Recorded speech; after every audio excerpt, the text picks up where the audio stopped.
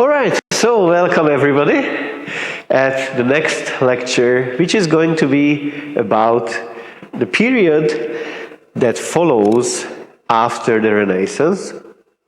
And in fact, if I took this in a completely art historical or literary historical periodization, then I would probably have now a lecture about the Enlightenment, because after the Renaissance, that's the next big period. However, I find that the period in between, which is basically the period of the British Commonwealth and the Restoration, is sort of important, because otherwise it is hard to understand why are those two even two separate periods. So why isn't just Renaissance and even more Renaissance after that? Because both these two, first of all, these two periods definitely influence not only life and the political sphere, but also the way people think. And this is going to have an important effect on art and literature, etc. Okay, so first of all, let's talk a little bit about Renaissance for a little bit one more time. The reason for this is the following. If you remember, when we started talking about the Renaissance, we actually focused on how the Renaissance was radically different from the Middle Ages, in terms that it didn't focus on the afterlife and didn't see people as sinners, but more as the best creation of God. And at that point, I also discussed that this is actually a big radical change. So the question logically arises, how is it even possible that such a radical change in how people are seen, how the role of humankind is seen, how is something like that possible in such a short time? And, you know, we discussed 4 particular reasons for that. And that's all fine, but nevertheless, didn't you actually think at that point, yeah, that's all fine, but if you just think of public life these days, for example, there are always different factions of people, and there are always various groups disagreeing, fighting, complaining all the time. Why is it like this? Why is it not like that? So you could have said, this is a bit suspicious, that from this heavily religious, heavily repressed period, we actually get to the Renaissance, which, if you recall what we said about the theaters and the bear-baiting arenas and all of that, is a period full of fun and full of rather controversial entertainment. So how is it that nobody is revolting? Well, the answer is, of course, this is not the whole picture. People were actually complaining and revolting. So all of these things, the controversial entertainment, the fact that humanism changed the view of the role of mankind and the relationship of God and the human being, these were all issues that some parts of society didn't necessarily see as something they were very happy about. And also, if you recall what you read in the textbook, then you probably remember that this whole period the Tudors, the Stuarts, especially the Tudors, it is not independent of religion at all. So, for example, Britain, or England especially, didn't start out as a Protestant country. Which king would you recall that definitely made England the Protestant country? The one that said bad things to the Pope and made him the head of the church. It's a Tudor. Is the most famous Tudor, probably, if we are not the most famous Tudor man, because otherwise it's a question if it's Elizabeth I or him. So who is the other? Have you seen the series The Tudors? No? Well, anyway, the reason people want to watch that series is probably because of Henry VIII. And this is the one I was talking about. So, like, before the period when Henry VIII had a problem with the Pope, a wife problem, actually, that is that he was several times dissatisfied with his wife at the moment, mostly because they didn't happen to give him a son, only daughters, and he wanted somebody to, take over. So basically, there was a kind of, the establishment of the Church in England was pretty much a technicality, in that, originally, in that he wanted to get separated or divorced from his wife. But from the perspective of the Catholic Church, this is not possible, because marriage is not bound on earth, marriage is bound up in heaven. God is the one who binds the man and the woman together. And what God bound, no human being can separate. So that's a big problem if you are a king who wants to get rid of his wives. If this is the definition of marriage, it's forever, not only on earth, but also in the afterlife, forever together, whether you still like each other or not. And actually, this was probably one of the biggest motivators for Henry VIII to say, because the Pope several times said no. In fact, a few times it did work out. How is it possible, you could ask? Well, what the Catholic Church acknowledges is not divorce, but annulation of the marriage. So if you can convince the Church that the marriage was never valid, it never actually was functional, then they might say, okay, there was no marriage in the first place. That's a possibility.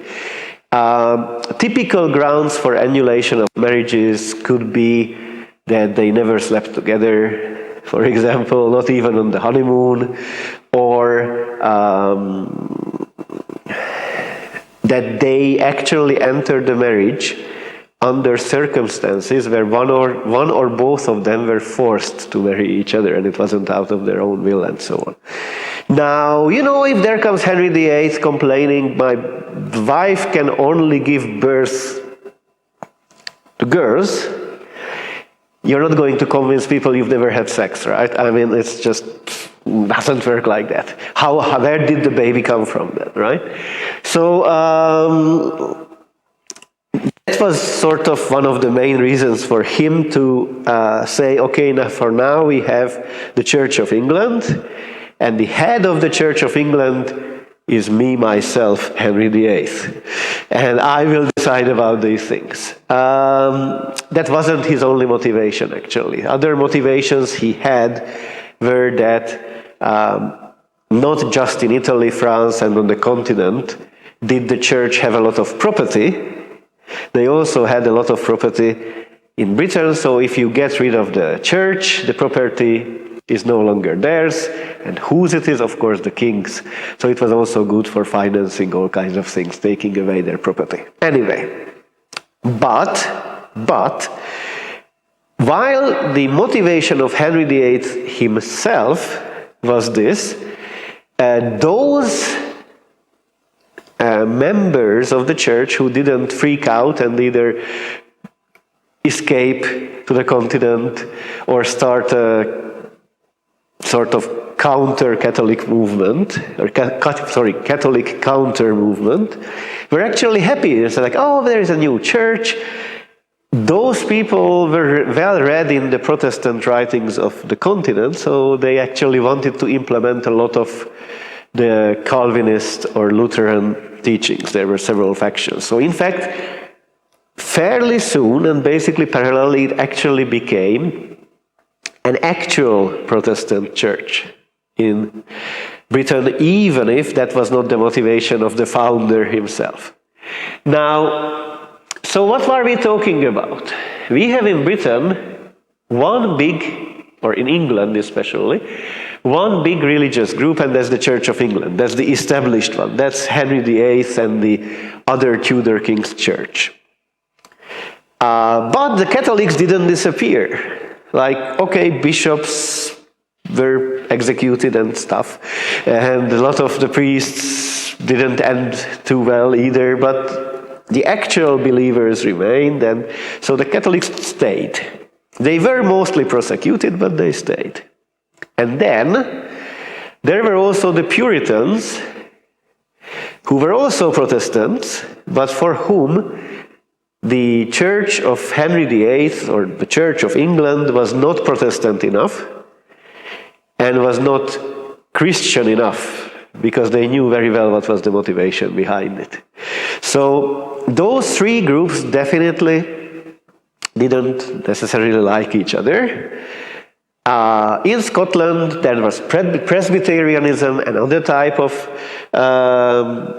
Protestant denomination. So again, they all sort of had fights. So basically, not only do we, in general, talk about people, or some people, being upset by the too unreligious lifestyle of the Renaissance, but that the actual religious groups were actually all trying to compete for influence. The Catholics, for example, remembered very well that there used to be Catholic monarchs in Britain. And not only used to be. After Henry VIII, it wasn't just Protestantism forever. There were monarchs who tried to restore Catholicism, or whose wife was Catholic. So basically the Catholics were still thinking about maybe trying to get back the power, getting rid of the Church of England, turning this back into a good Catholic country.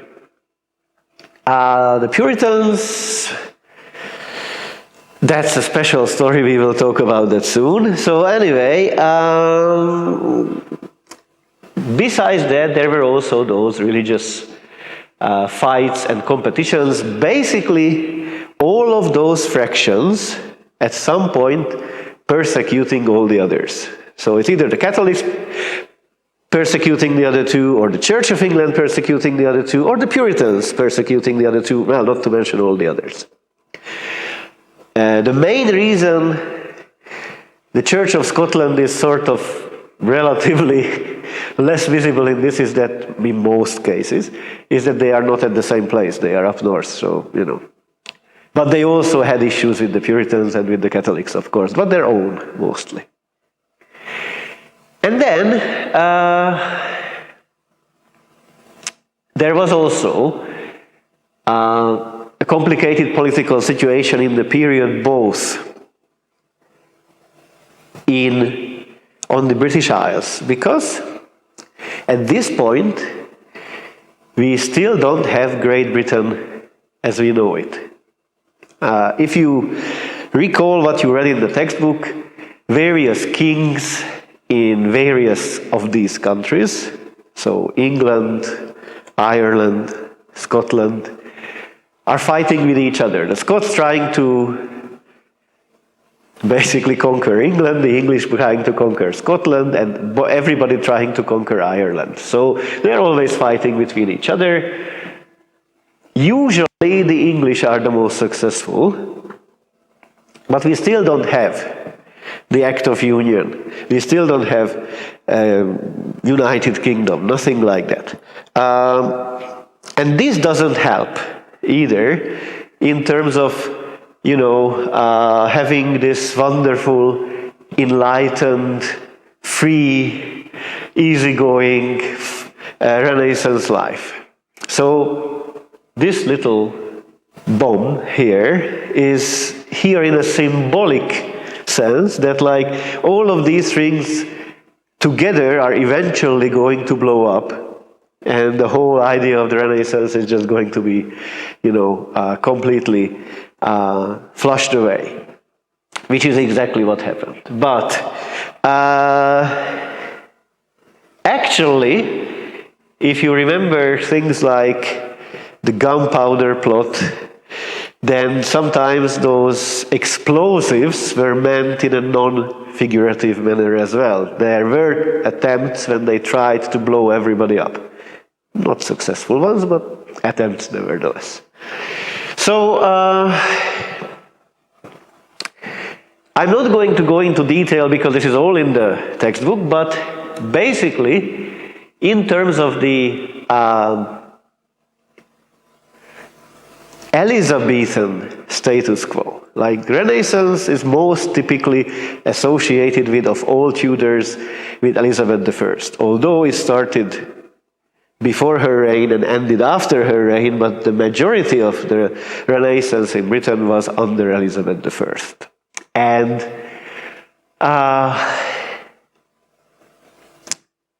Elizabeth I's strategy is that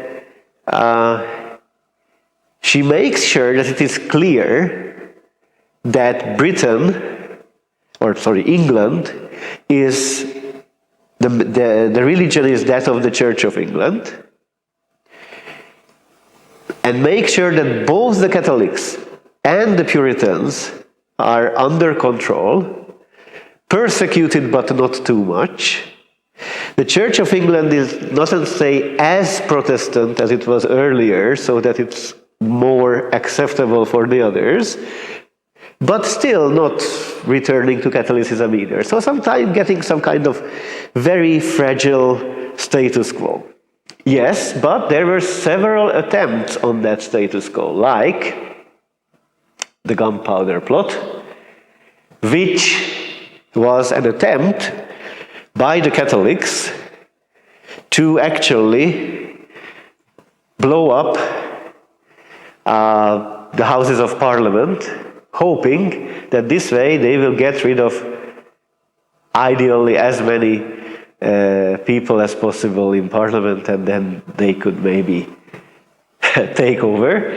But as you know, this didn't actually work out. They found out and they caught them in the act, basically, just about to blow things up. You might remember the guy Guy Fawkes, and Guy Fawkes' Night, this is about this. The Bishops' Wars is another religion-related event, or events actually. This is the English monarch trying to force the Church of Scotland, because at that point Scotland was actually under English control, trying to force the Church of Scotland to take over the teachings and the books and the ceremony and all of what the Church of England was preaching. So trying to force the Scottish to do things the English way, it didn't work out.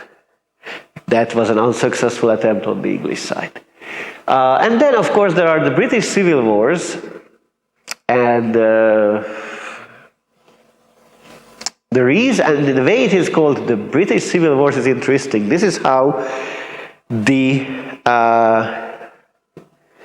textbook mentions them also. First of all, in the plural, and second, British. Although usually, traditionally, we talk of the English civil wars, but these were not independent of what happened in Scotland and Ireland. So, and they also had some of their own civil fights. So we could actually put them in a group, and some of those actually led to 2 consecutive periods. The first of which is called the Commonwealth, and the second which is the Protectorate. What, however, is actually common in both of these 2 periods is that we have Oliver Cromwell as the head of state, and the Puritans controlling most of the things. So we are actually talking about an interesting period in which England is not a monarchy. This actually starts with the parliament deciding that the king is insufferable, is not keeping the rights of the members of parliament, is not keeping all those rights that they got back with the Magna Carta, doesn't hold the parliament often enough, etc., doesn't listen to them, so they ended up executing the king, and then basically proclaiming England a republic. And the difference between these 2 periods is that in the Commonwealth, basically we have Oliver Cromwell elected by Parliament to be the head of the Commonwealth. Okay, it's a different thing who are in Parliament. Only independents and Puritans are in Parliament at that point. They have already gotten rid of the typical members of Parliament. So basically they got rid of all or most of the aristocrats who were members of Parliament. So it's a question what legitimacy that Parliament had to elect anybody, because whoever was not useful for them was actually not in Parliament anymore. But anyway, it was still, in some sense, something that could be considered a relatively democratically elected government and a relatively democratically elected leader. And then this period, the Protectorate, is when this actually is no longer the case, when Oliver Cromwell declares himself Lord Protector of, not only England, but England and Scotland, actually. This is why in the flag you have both the English and the Scottish flag. And then what goes on is more of a dictatorship than anything else. And eventually actually leading those people, those members of Parliament who originally were on the side of Oliver Cromwell, rather deciding that it would be better to bring some kind of king, because the king was horrible, it was bad, but not as bad as this. And that's why we have the Restoration. The Restoration is when the Stuarts are brought back, not Charles I, who is already executed and dead, but his son, who actually ran away, fled to France. Or actually Orange, to be more specific at that point. So they bring him back from Orange and get rid of Cromwell and the Puritans. And this is important, Cromwell and the Puritans. In both periods, Cromwell is in strong cooperation with the Puritans, not necessarily out of his own intentions. Actually, he wasn't a Puritan himself. He was not very happy with the Puritans being there, but he needed some support, so he had to rely on the Puritan support in the first period to be at all able to govern. And then later on it got even more the case.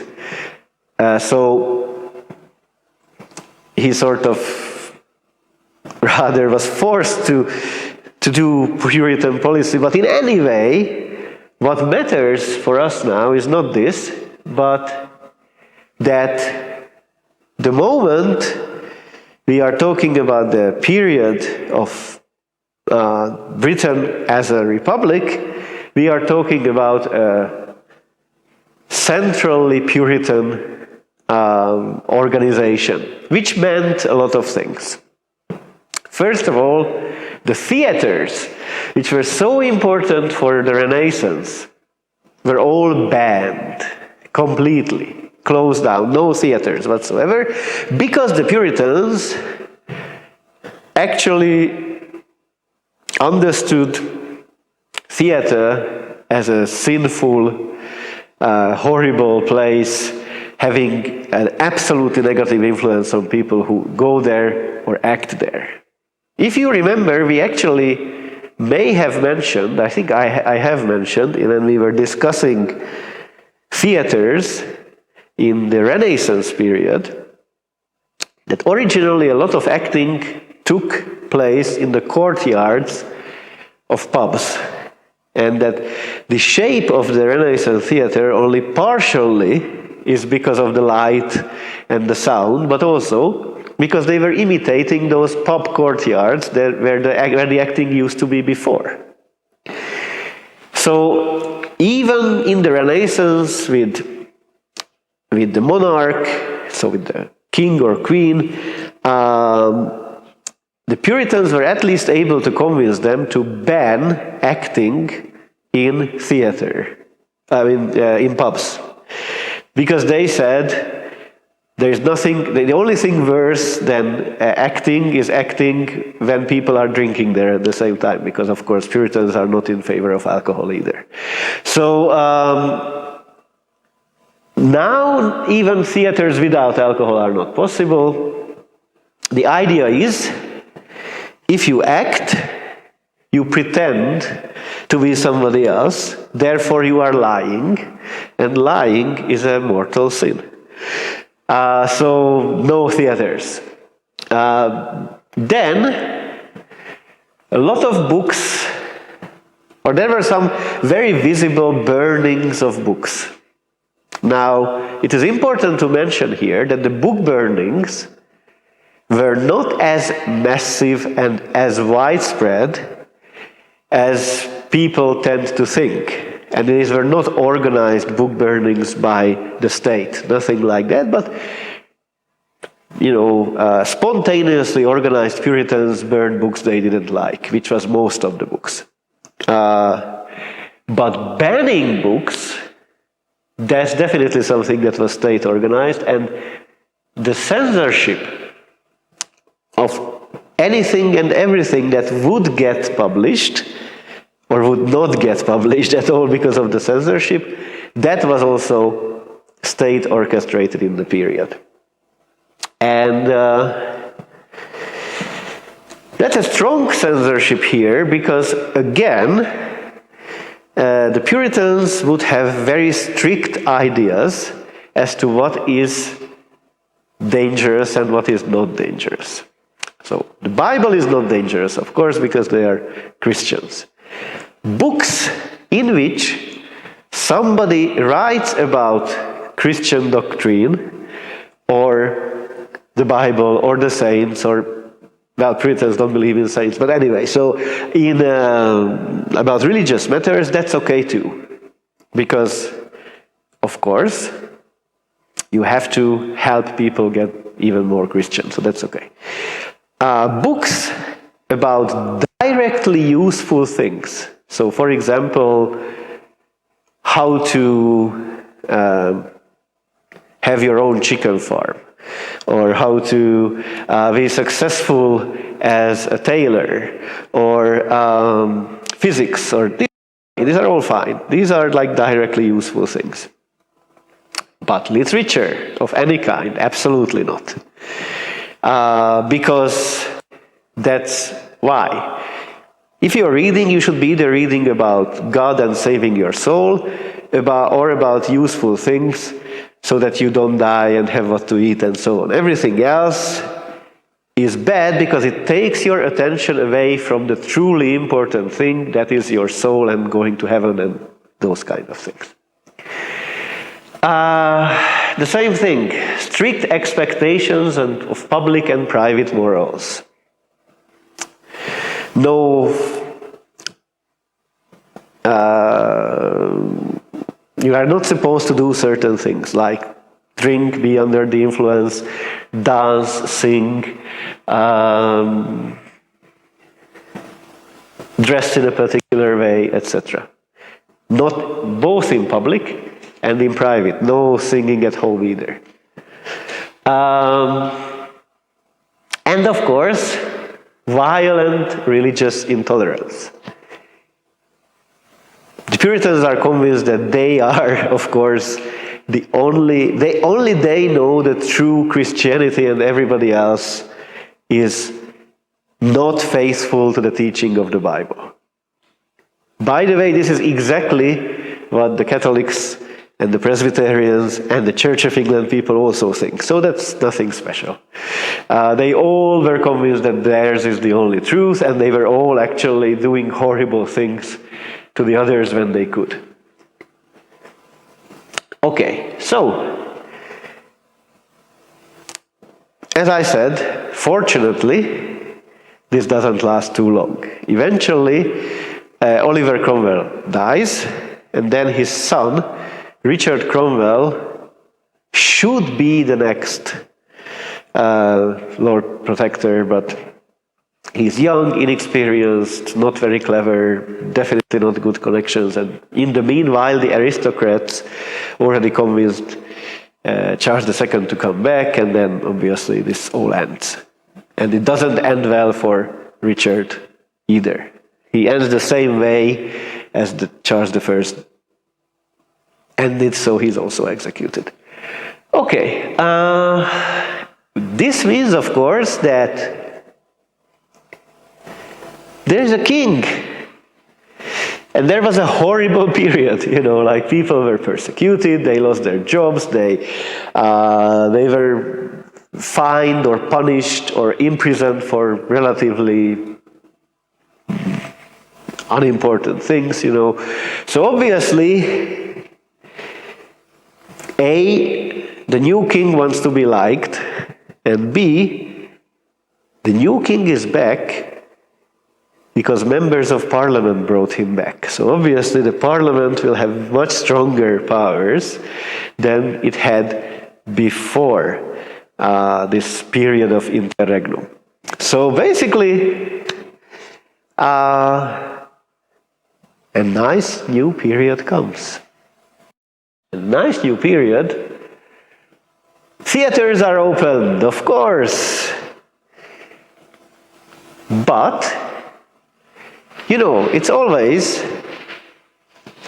as I said, this is like one of the common places of literary history and art history and cultural history. There is a movement, then there is a reaction on that movement, and then a reaction on the reaction. So always we go from one extreme to the other. So if the Puritans complained that the theaters were too political, too erotic, too much focused on intrigue and relationships, and too much like an Argentinian soap opera, then what shall we do when we reopen the theater? Let's make it much, much more like the way they didn't like it. So, yes, in Renaissance theater there was a lot of killing and murder and intricacy, but that was not the point. They were just They just happened because they wanted, as we mentioned, to have all kinds of segments of society in there. But these guys are happy that finally they can again say what they want. So most of the theater is going to be about love triangles and quadrangles and pentagons and all that, and intricacy and a lot of politics. But not politics in the way we saw it in the Renaissance theater. You know, you remember we discussed that, for example, Shakespeare also had several plays which were about kings, which were about actual kings from the past. And usually the play was written not only to talk about those kings, but also because if you knew what was going on in the present day, which of course they knew, they were living there, then they could hear all kinds of between the lines, you know, like, ha, we are talking about Richard III, but of course, this is a reference to this and that, and ha. But that doesn't stop us to enjoy the play as if it was talking about Richard III, not to mention that it was also about a lot of other things, like general things, general morals, general issues. But the kind of political content that Restoration theater often has is the kind of political content where basically the whole play is full of characters who are directly based on various members of parliament and local celebrities and the royal family and other aristocratic families. And basically, the only way you can understand and sometimes even follow the play is if you know the local gossip of the London of the period, which obviously not only we are not in the position to know, but even 100 years later, we're not in a position to know. So probably all of this political content and content about celebrities was a lot of fun for them, but is making the reading and enjoyment of Restoration theater extremely difficult.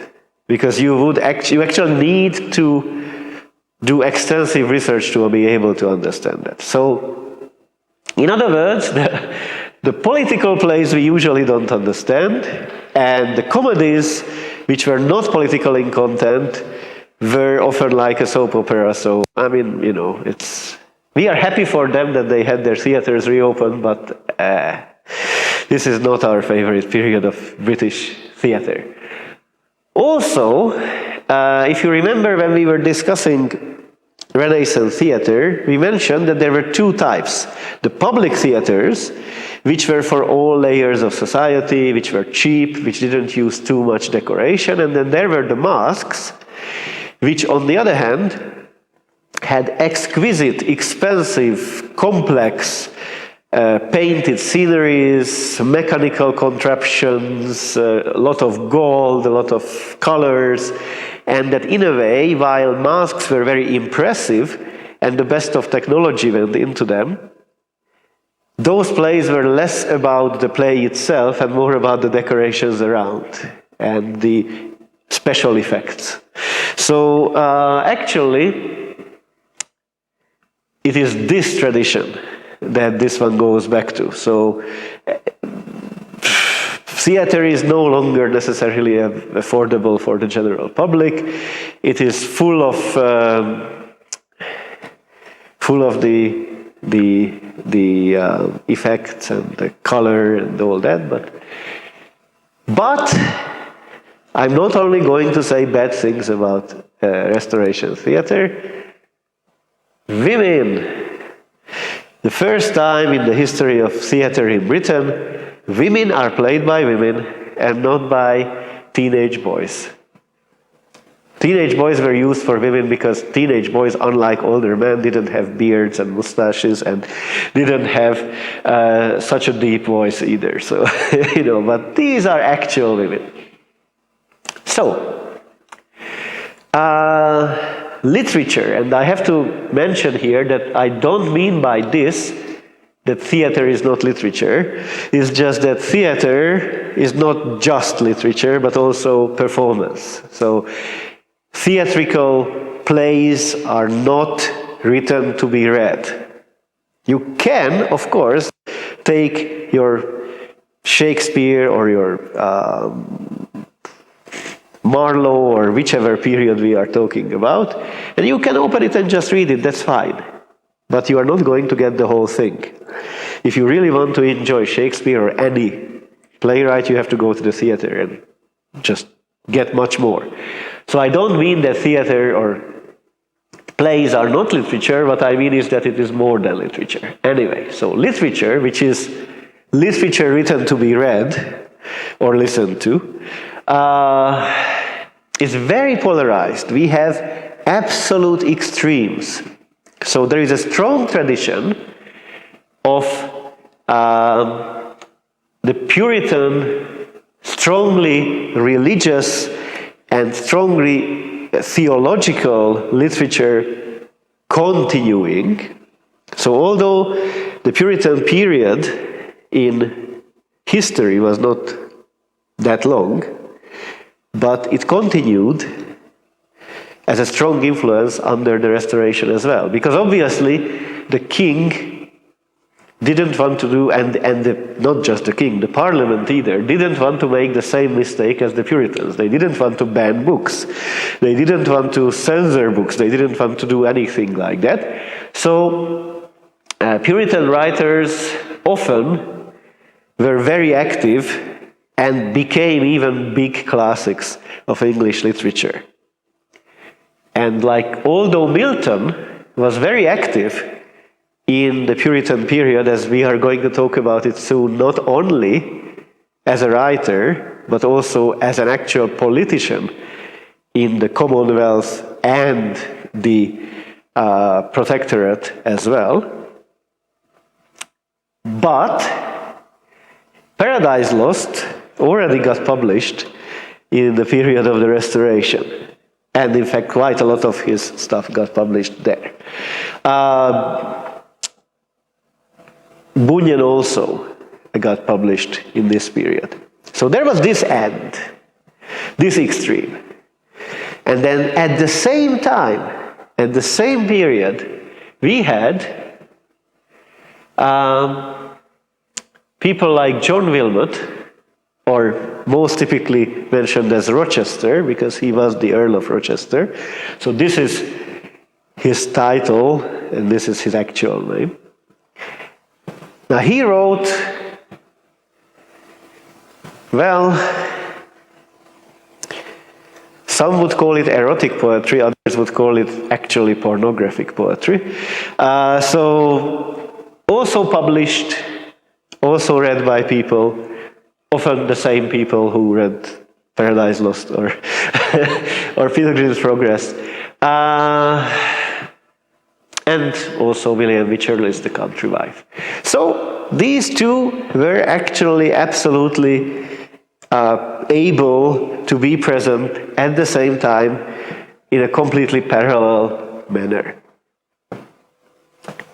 Okay, and it is the time for us to have a little break. Okay, so John Milton. Now you probably remember him from the last lesson when we actually used his sonnet as an example of the Italian sonnet form, the sonnet in which he was talking about, oh, he is 23, how old he is, and what does this mean, and so on. Well, I'm almost twice his age, so from my perspective, I hope that 23 is not so old. But this is a different period. Like Milton actually lived relatively long, and in this period, he actually is comparatively speaking, lived very long. So this is still a period when people didn't necessarily live as long as they do now.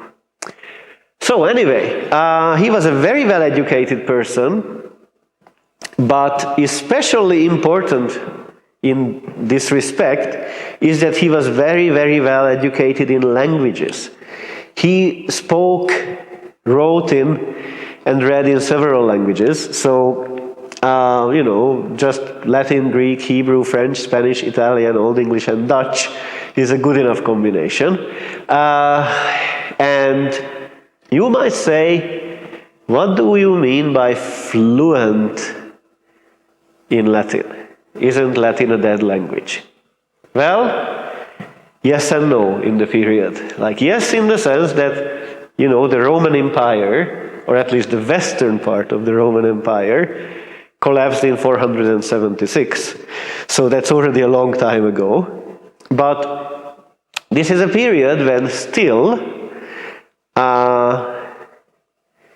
it wasn't English or even French that was the language of international communication, but Latin. So the 17th century still, if you actually traveled somewhere and you didn't know the local language, you would be using Latin because every educated person was supposed to speak Latin. And scientific publications, so publications about mathematics, physics, etc., would often still be written, or most typically still be written in Latin. So yes, two people actually talking to each other in Latin in this period was absolutely normal.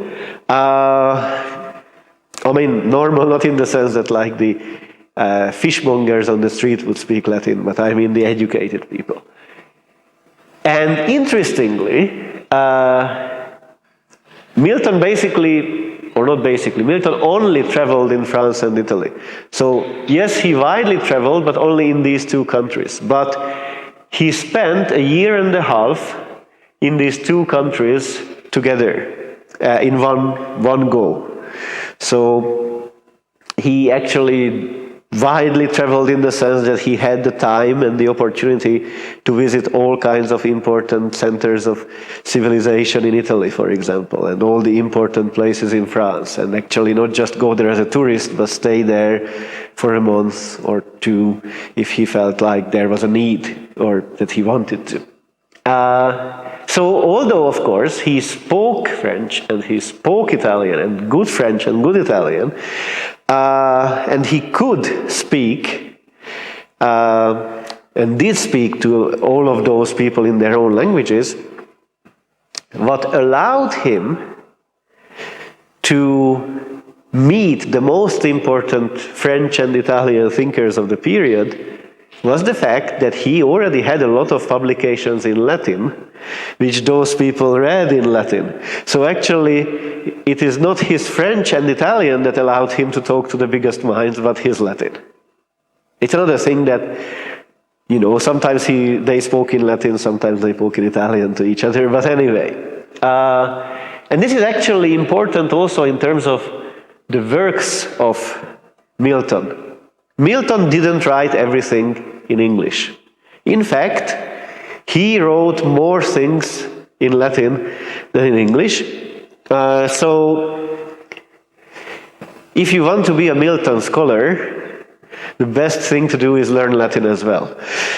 Because otherwise you will not be able to read certain theological or theoretical or philosophical texts of his, which definitely directly influenced his poetry in English as well. Now, we just mentioned before the break that the Restoration period was controversial. Well, so was John Milton himself. He was a Puritan, but not only a Puritan in the religious sense, and not only a Puritan in the private sense, but also he actually was a member of the government of Cromwell, not only in the Commonwealth, but also in the Protectorate. So he was a member of the Protectorate, heavily dictatorial government as well. Of course, his main and most important position in both of those two governments, well, I mean, it's a question to what extent the period when there is a Lord Protector who says what is going to happen can be considered a government. But anyway, in both of those two periods, his job was to be the member of government who communicates with the other countries. So something like a foreign affairs minister, which is not surprising if you look at the list of languages he was able to use. But not only that, he actually also acted as a censor. So he was one of those people who banned the books and decided what book can be published, what cannot be published, and if it is published, what can stay in the book and what cannot stay in the book. Which is okay, whatever. It wouldn't be so controversial if he didn't write a work called Aeropagitica. And didn't only write this, he published this. He published this book in the exact same period.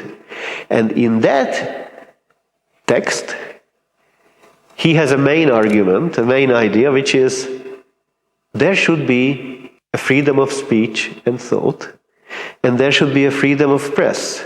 Everybody should be allowed to publish their opinion about everything, including religion and politics, while at the same time actually banning books. It's just crazy.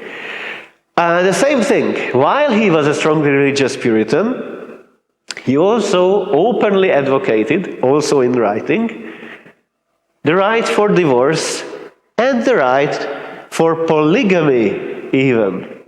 What is polygamy? More partners. Yes. Well, in the original, so having more partners, exactly, so having several wives. Which is not exactly Puritan compatible either. By the way, he did have several wives, 3 of them, but not at the same time, but one after the other. So while he advocated it, he didn't practice it. And then, of course, with all that said, his best known works are these 3, Paradise Lost, Paradise Regained, and Samson Agonistes. Now I'm going to risk soon that we are not going to finish this topic either. But I, of course, had brought you some examples.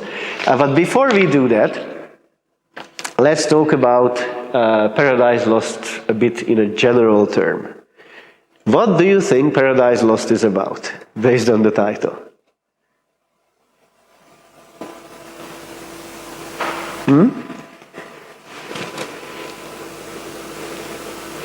Who are the main characters?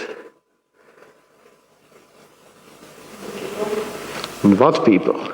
Adam and Eve, of course. So yes, this is the story about Adam and Eve and the Garden of Eden, and then asked by God to leave because, of course, they did the only thing they were not supposed to do, eat the fruit of the tree. You know, we've already talked about this. So this is that story. But it is actually a very interesting version of the story. First of all, it doesn't even start with Adam and Eve. So at the beginning, we are somewhere else. They haven't even appeared yet. And where we are is actually we are actually focusing on Lucifer. Now, Lucifer, you know, the archdevil. And of course, the role of Lucifer in the story of Adam and Eve is that he is the one who, in the shape of the serpent, is tempting Eve to eat of the fruit. But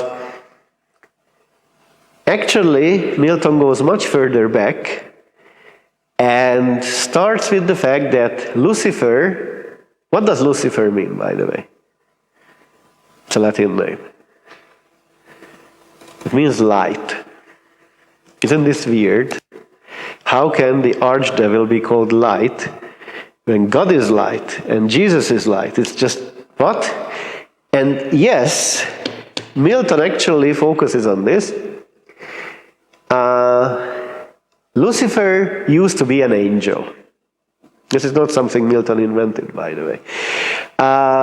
Who revolted against God, formed an army of angels and started to have a war because of Adam and Eve. Because basically he has this complaint that, well, we angels have always served God, admired him, done everything for him, for eternity, from the beginning of existence. And then, what does God do but create mankind? And mankind gets free will. We don't. We have always served him, and we have to serve him because we don't have free will. So how is that nobody, that man there, has free will and we don't? And this is why Lucifer starts the war, to actually get for the angels free will. But of course, it doesn't end well. God actually, for this brave but grave sin, actually expels Satan and Lucifer and his followers to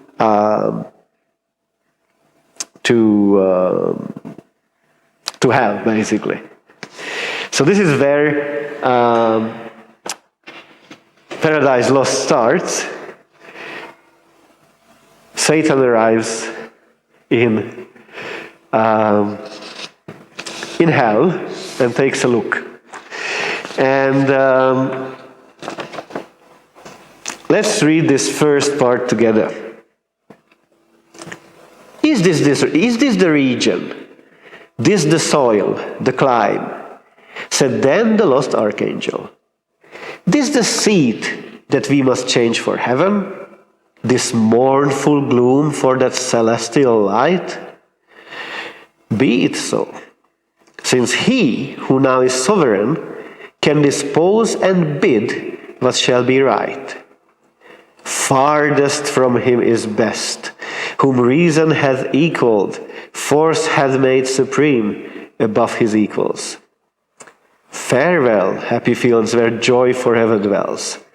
Hail horrors, hail infernal world, and thou, profoundest hell, receive thy new possessor, one who brings a mind not to be changed by place or time.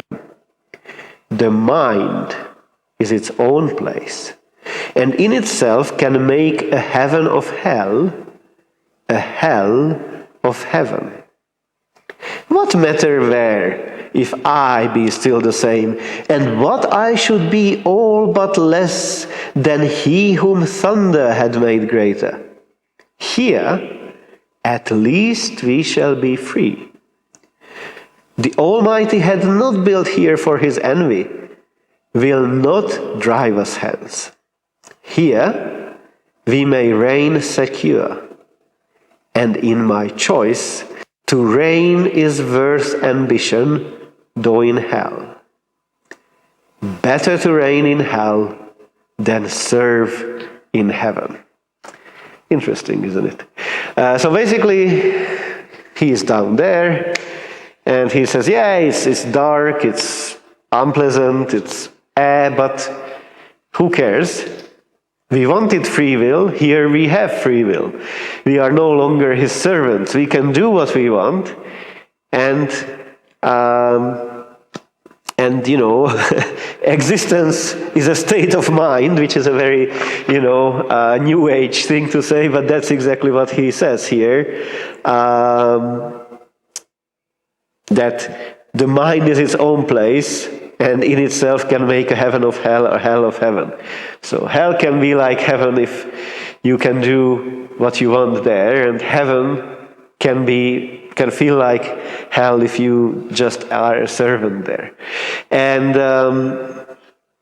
so, in a way, he actually really rejoices in this freedom, even if freedom in hell.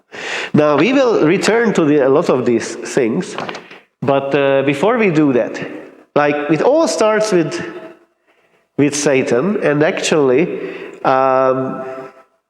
there are some theories, some literary scholars actually claim that the true protagonist of Paradise Lost is not Adam, but Satan. That actually we threw everything through the eyes of him and sort of see this very unusual look at this whole story. Whether this is true or not is questionable. Not everybody would agree with that, but there's definitely a strongly unusual perspective on the story here. But let's now turn the page and let's read this part which starts, "Two of far noble shape.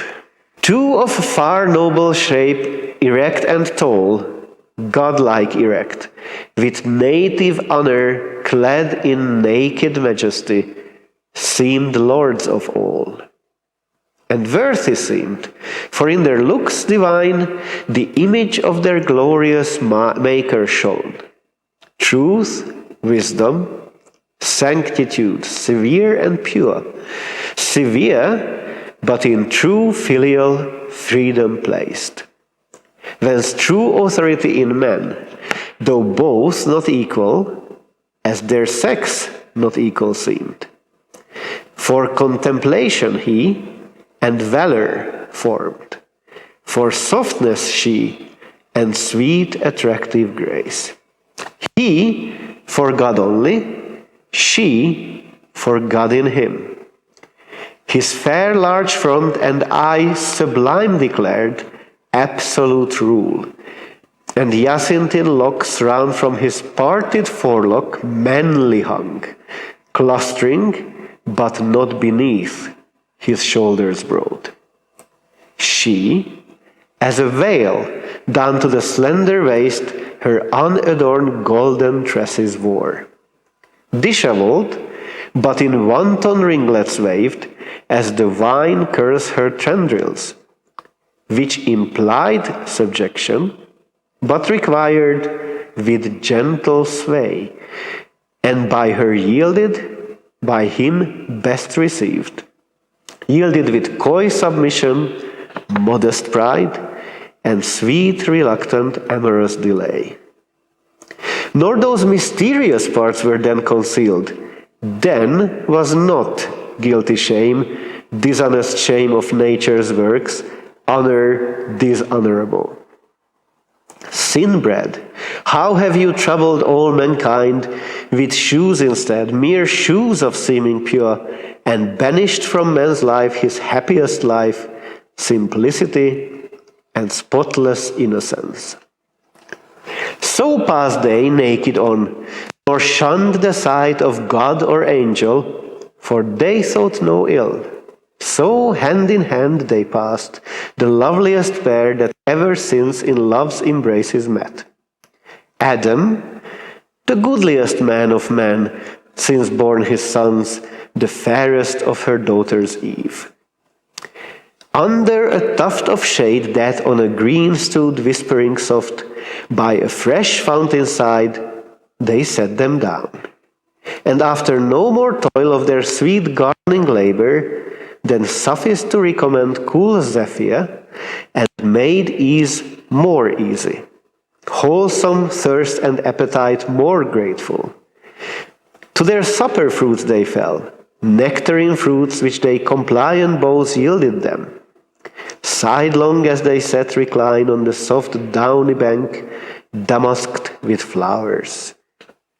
The savory pulp they chew, and in the rind, still as they thirsted, scoop the brimming stream.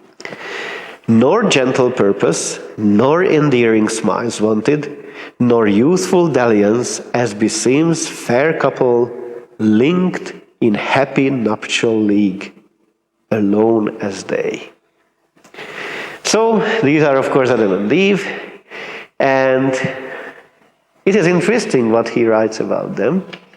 I mean, of course, not everything. Like, we are not surprised that he says that they are naked, and that it's not a problem that they are naked because there is no sin yet. And if there is no sin, there is no shame. So they are not ashamed of being naked because there is nothing sinful in nakedness at that point. So why not? What is interesting is what he says about the two of them, and especially their relationship to each other. Though both not equal, as their sex not equal seemed. For contemplation he and valor formed, for softness she and sweet attractive grace. So this is obviously not a very feminist text in this point. He says, man is created for being valorous, so doing great deeds and contemplation, thinking. Whereas she is, of course, created to be attractive and soft.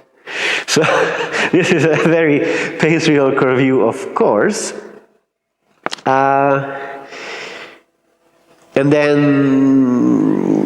But it is also interesting later on that nevertheless, in many ways, still, Milton's take on the story of the first sin and having to leave the Garden of Eden is still much more feminist than many other versions of the story, even later ones, because most typically the story is portrayed in a way that, yes, the serpent tricks Eve, Eve eats of the fruit, does the mortal sin, and then she just basically uses her bodily charms to convince Adam to eat it, or is plotting an evil scheme to actually ruin man. So basically, like, there is a whole long tradition in Western culture of all women being evil, coy mistresses who are plotting against man because of Eve. Because she is the one, because like, okay, she herself was tricked by Satan, she couldn't help that, but then she already ate the fruit of knowledge and still made Adam eat it too, so she must be evil. That's like the non-Milton version of the story. Milton takes a completely different view of this. Here, in this part, so saying, Eve just eats the fruit and enjoys the fruit a lot. Nothing was so tasty ever in life before. Doesn't matter now. What matters is that while she's away, Adam is preparing a big surprise for Eve, his garland of flowers, perfect place to sleep, etc. But he starts feeling bad because he feels that something is not okay. Something must have happened to her, and he rushes there to actually find out if she needs some help. And then Eve actually tells Adam the whole story of what happened. And this is the part here. It starts, thus Eve. Thus Eve, with countenance blithe, her story told. but in her cheek distemper flushing glowed. On the other side, Adam, soon as he heard the fatal trespass done by Eve, amazed, astonished stood, and blank, while horror chill ran through his veins, and all his joints relaxed. From his slack hand the garland wreath for Eve down dropped, and all the faded roses shed. Speechless he stood, and pale. Till thus at length, first to himself he inward silence broke. O fairest of creation, last and best of all God's works, creature in whom excelled whatever can to sight or thought be formed, holy, divine, good, amiable, or sweet. How art thou lost? How on a sudden lost, defaced, deflowered, and now to death devote? Rather, how hast thou yielded to transgress the strict forbiddance? How to violate the sacred fruit forbidden? Some cursed fraud of enemy hath beguiled thee, yet unknown, and me with thee hath ruined. For with thee certain my resolution is to die. How can I live without thee? How forego thy sweet converse and love so dearly joined, to live again in these wild woods forlorn? Should God create another Eve, and I another Rebeford, yet loss of thee would never from my heart. No, no, I feel the link of nature draw me. Flesh of flesh, bone of my bone thou art, and from thy state mine never shall be parted, bliss or woe. So having said, as one from sad dismay recomforted, and after thoughts disturbed, submitting to what seemed remediless, thus in calm mood his words to Eve he turned. And then he says this to Eve, but do you see the difference? He actually finds out the whole story from Eve. He knows that it was a mistake. Eve tells her that everything is ruined, that she is going to have to leave, that all is that, and he says, okay, if you go, I go too, because I love you too much. I cannot live without you, and I don't care if God creates another Eve. There is no other Eve, just you and nobody else. So, in Milton's version, Adam just loves Eve too much to be able to live even in the best place in the world without her, and thus, fully aware of the situation, intentionally takes the fruit, eats as well, so that he would also have to live with her.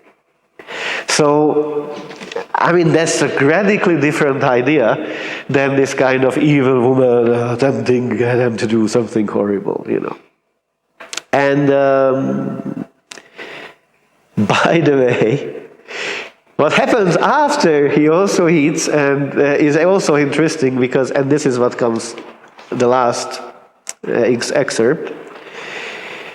So said he, and forbore not glance or toy of amorous intent, well understood of Eve, whose eyes darted contagious fire.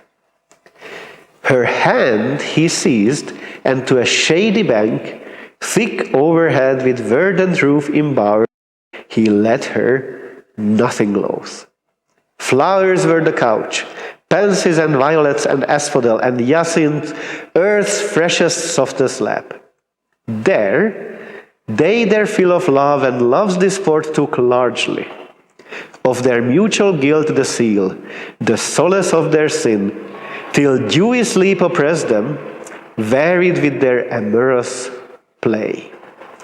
Soon as the force of that fallacious fruit, that with exhilarating vapor blend about their spirits had played, and inmost powers made err, was now exhaled, and grosser sleep bred of unkindly fumes, with conscious dreams encumbered, now had left them. Up they rose as from unrest, and each the other viewing, soon found their eyes how opened, and their minds how darkened. Innocence, that as a veil had shadowed them from knowing ill, was gone. Just confidence and native righteousness and honor from about them, naked left. So what does happen here? What's this? What do they do? Yes, this is a description of very, very, very, very, very, very good sex. So actually, after eating the fruit, they go and make love, and they make love long and in all kinds of ways, and they enjoy it more than ever before, because before that, it was not sin, and that was not fun, obviously. So basically, it's a very, very interesting story, and this is just, taking those few short paragraphs of the Bible, blowing it up to a majestic, epic poem full of passion and emotion and love and sex and everything. And more than that, actually, the part we didn't read is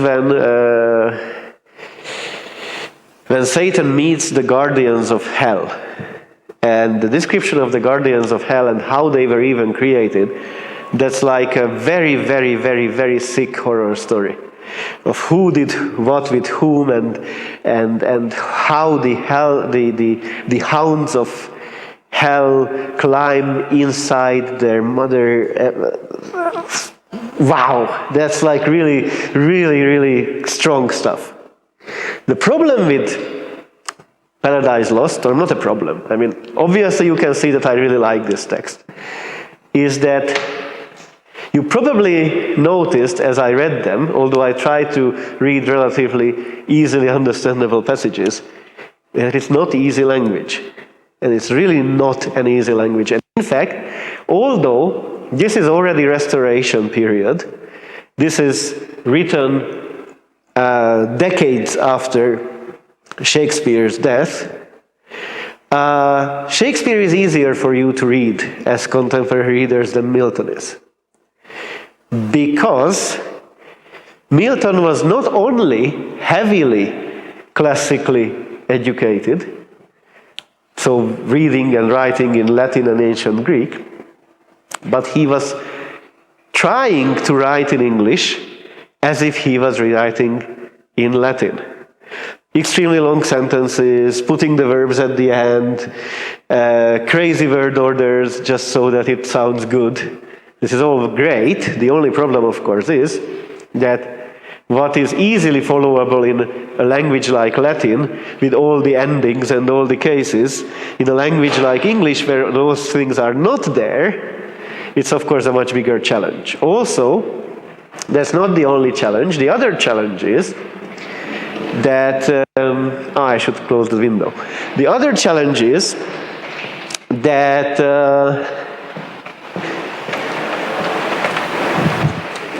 the text is also full of references.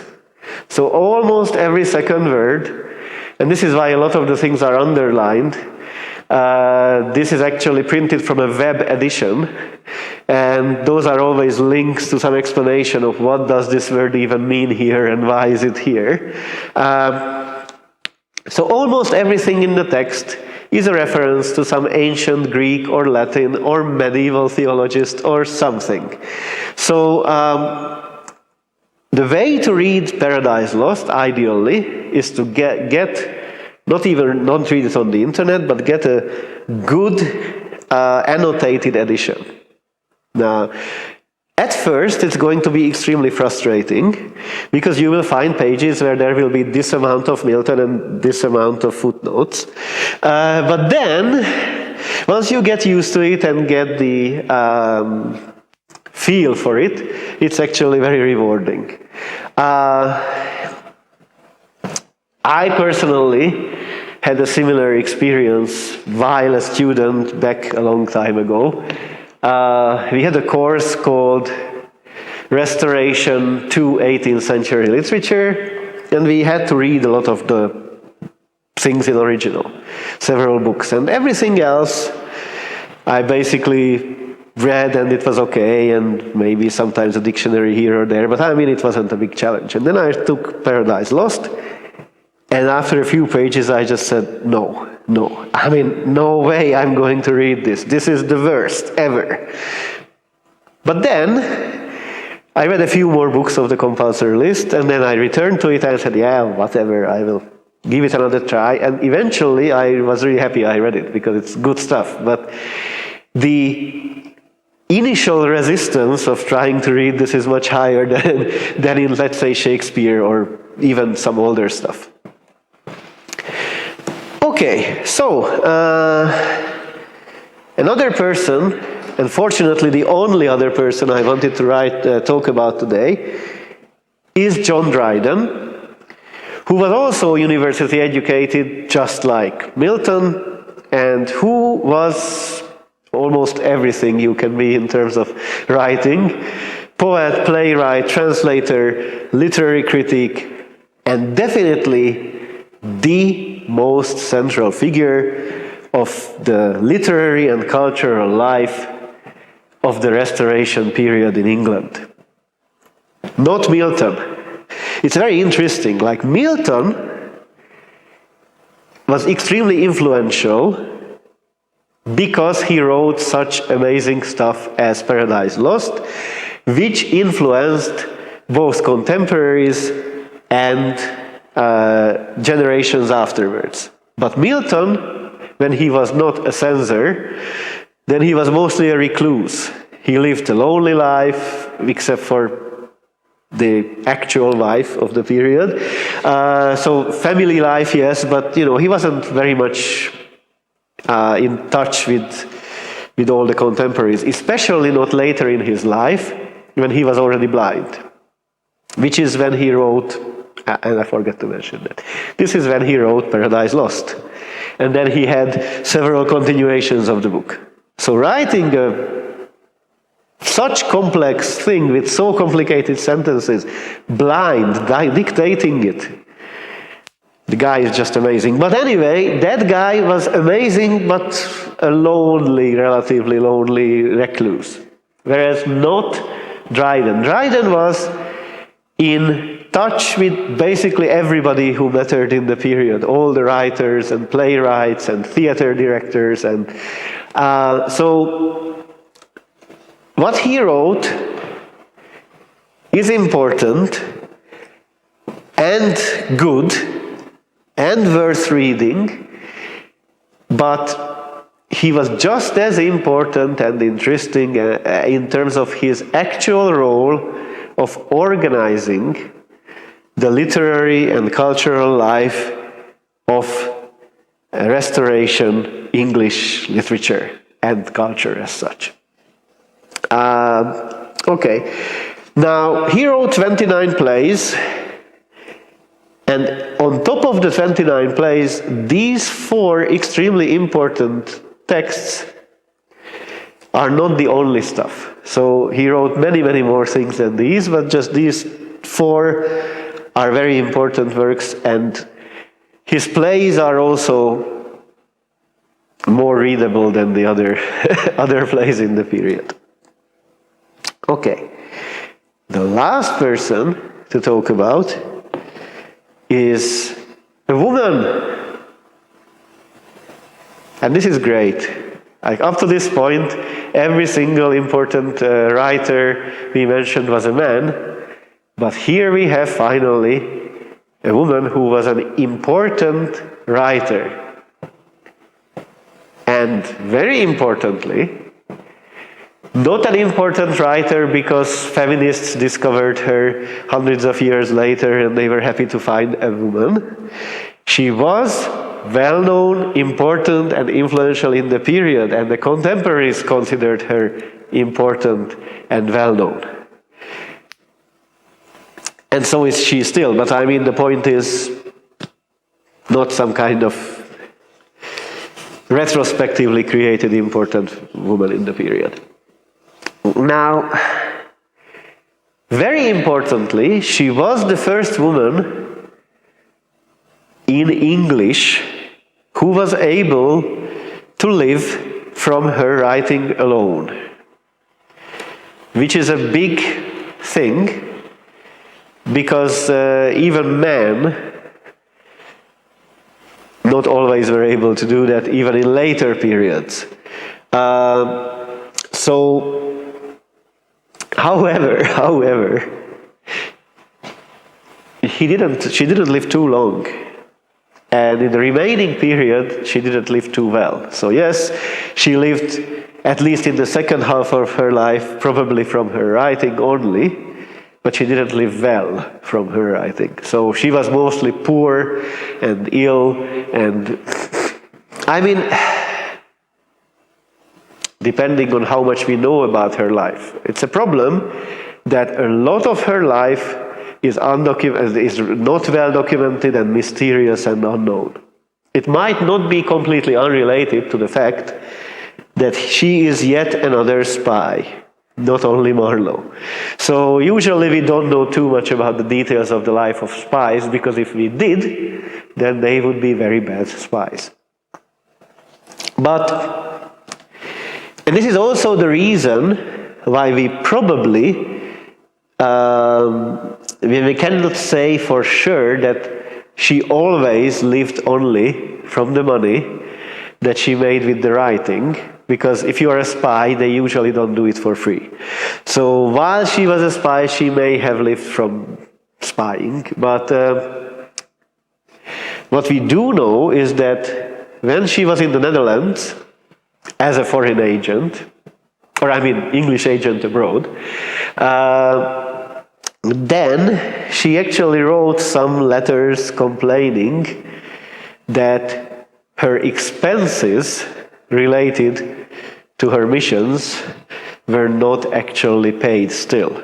And we are talking expenses, not money for the services. So even the expenses were not really. And she was almost unable to return to England. So anyway, these are her best known works. These two are novels, and these three are plays. She actually was a rather successful and well-known playwright. Although by contemporary critiques, she was often criticized for her plays to be too sensational and bawdy and lewd and all that. But as she herself pointed out, everybody else in the period writes the same kind of lewd and bawdy and sensational plays. But if it's written by a man, then the critics are not complaining so much if it's written by a woman. Because the double standard is a real thing, even in this period, that you are somehow expected as a woman to be more virtuous than a man. So if it's okay for a man to write about, extramarital affairs, it's not necessarily something that they would accept from a female writer in the period. So, I mean, they accepted it to the point that she was allowed to publish them. She could get theaters to play them, but the critics were very negative about that. And anyway, they were successful. And by the way, let's be honest, do these titles sound to you as not, about all kinds of crazy love affairs? Because obviously they don't sound like that, and they are not. These are absolutely, really, like soap opera-ish stories. But so what? This is the period for that. Orinoco is considered an important classic, though. Anyway, so we have only talked about, besides the general period, about literature. We didn't discuss philosophy or theology or natural science or anything like that. The main reason for this being that next week we are going to talk about the Enlightenment, and a lot of the Enlightenment writers are going to be just exactly that. Many philosophers we are going to discuss, and obviously some of those philosophers were already active in this period, but they belong more to that discussion, to this discussion, even if they were earlier than the end of the Restoration in a political sense. Okay, so thanks for coming, and see you next week, and let's hope the rain is not going to be too bad.